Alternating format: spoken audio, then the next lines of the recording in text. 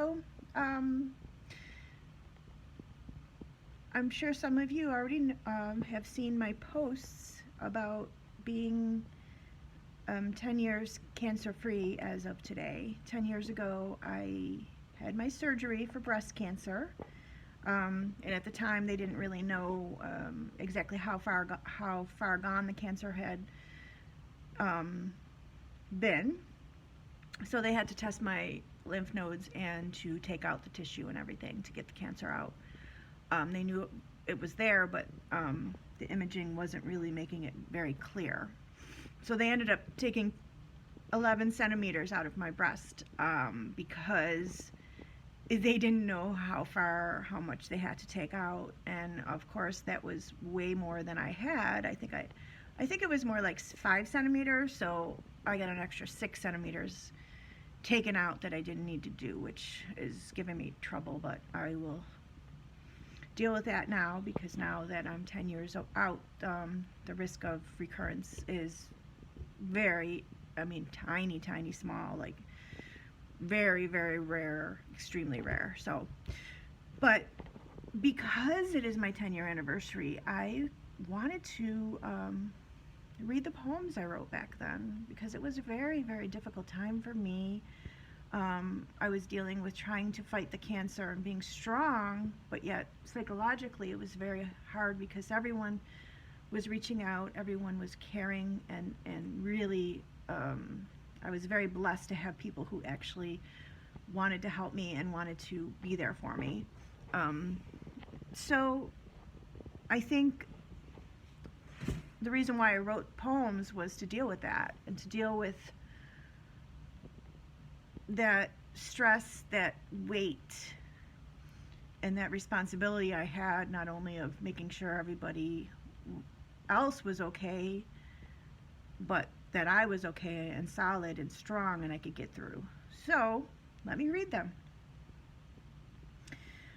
First of all, I'd like to thank everyone, especially Roswell Park Cancer Institute, my surgeons, my radiation oncologist, all the technicians that helped me during treatment, nurses that still help me. When I walk in for my appointments, I'm still stressed. My blood pressure's up.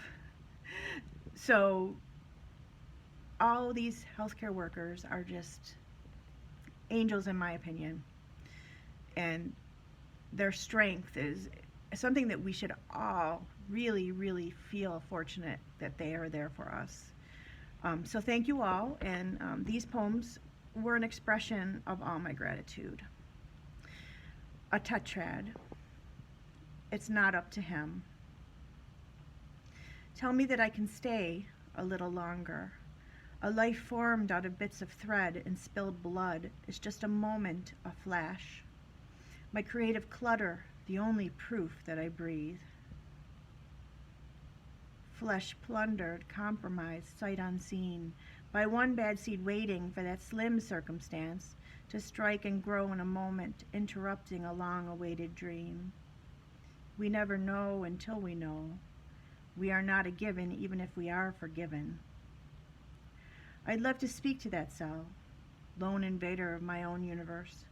Travel the rivers and canyons of this divide, confront him and my swept-up fear, to understand what he's after, stealing my breath in order to live and perish with me. I'd love to debrief that cell, make him squirm. Will he have one noble reason? Will I even comprehend why? He means to use my body as his own, home sweet home, for a little while. I'd love to speak to that cell to tell him that I will stay a little longer. It's not up to him. Ode to awareness. Does tomorrow melt in your mouth, not in your hands, like desire pulling you along by a taut silken harness, only to nestle and caress you within the jaws of the famished world? Do you tell your prince to wake you later, as you languishly linger within the folds of a sleep unblemished by potion? But sooner than later, you will need those eyes open wide that breath strong and able, expanding and contracting for life? Do you gaze across an open, fertile landscape only to while away in longing for that noble youth when all bitter beauty has is these petals in her void? All the while the leaves rustle amongst us, calling out for winter, waiting to hear his step on the porch boards. Do your dreams recall a listless longing, lying limp and open on the forest floor, white flood rising from your cool gown, a sad stream echoing your delirious sleep? A cold wind blowed suddenly, harsh and heavy upon your parched skin. Shivering with eyes aflutter, you think perhaps there is another way to conceive of this future without falling through the cracks and chasms of a life lived by another. As you grasp the reins, you navigate your way, slowly, ever so slowly, forward. One good rain. All we need is one good rain to wash these sins away. Too bad it's not so easy to become clean again. In the beginning there was sword and shield to keep us fully clothed. Then we had witness protection to keep away all our foes. Now it's just a crapshoot. We have nowhere to hide. For me it's just a walk on the beach, but I'm not too sure of the tide. There really is no use. I can duck in every door jam, but I will always be looking backward, a weapon filling each hand. Protect both the chest and head with armor reinforced, not once but twice, to withstand the force of army of 100 men. The battle cry sounds with a rush of arrows emerging swiftly. Over the cries of lonely voices, a raging fireball arcs, and turns this armor to ash and dust, this hope to smoke. The fallen counted as we pass through these years to days not less dangerous. It is not within the integrity of the body, but in its own stealthiness. We can disappear into thin air, but still find invasion from within. Crossing the crime of the organized will only leave you with a neck forever cricked, a gaze directed behind those eyes, a throat not quite nicked. Night falls over the bustling bar, a glow arises from the corner, an enticing circle of fire emerges from the dimness. Beyond, the face slowly becoming visible in the darkness, a world alive at dusk. A youth riveting and vibrant, confident in her ignorance. A tinkle of ice as the whiskey flows, the smell wafts over me, like a banana freshly peeled. It passes my lips like a fantasy, that numb-like little confidence I love that has entered my skin. I coast down its river through days and months and eventually years to where I am right now. Here in this room, whiskey long forgotten, yet still a part of me. Is it really a mere cellular memory? That's it. The deed is done. I've unsheathed the sword, released my own ball of fire, submitted my body to flame and forge. I've opened the gate to chaos. I've started this holy war. I've crossed the mafia cell at its own game, and I will always be looking back with a crick in my neck, a dislocated shoulder, waiting for that next attack.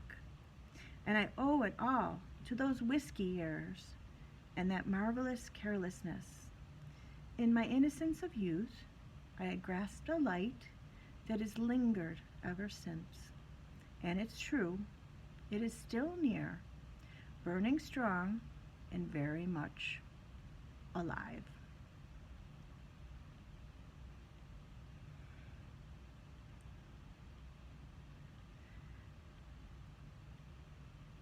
The next and last one is called A Perfect 84.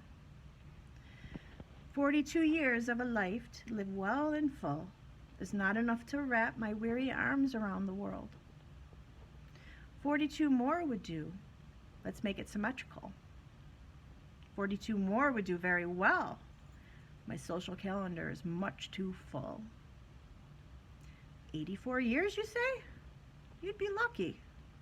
I know. But 84 years in the scope of things is just a drop on the great agar plate of the world.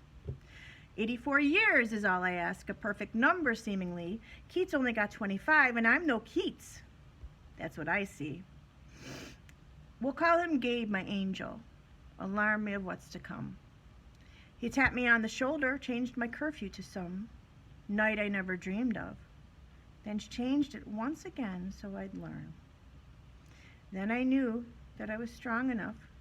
I knew when I saw you in my room. That night, of all nights, Mr. Gabriel, thank you for coming so soon.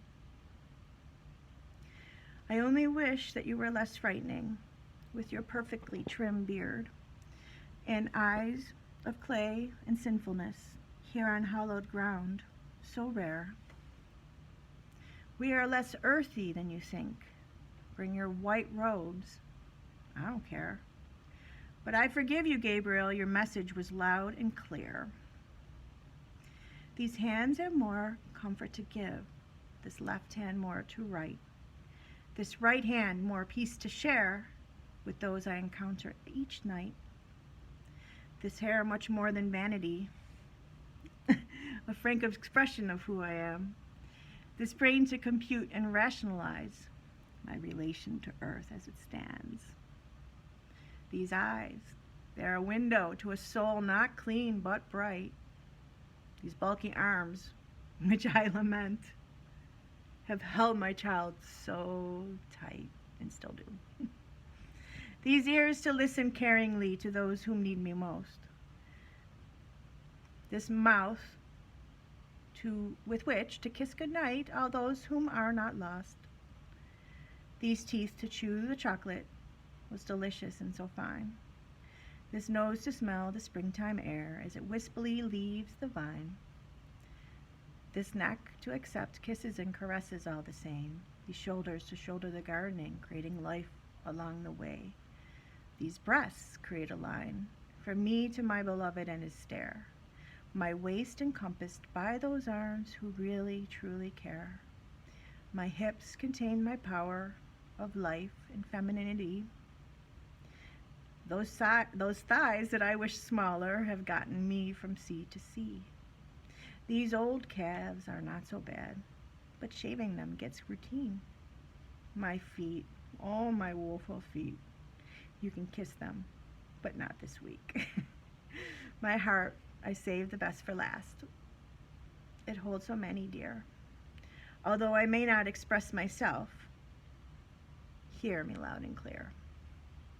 84 years, almost a century, of life to give and share. This body with the great wide world, I'll do it if you dare. Knowing that I love you all, sleep silently, knowing that I care.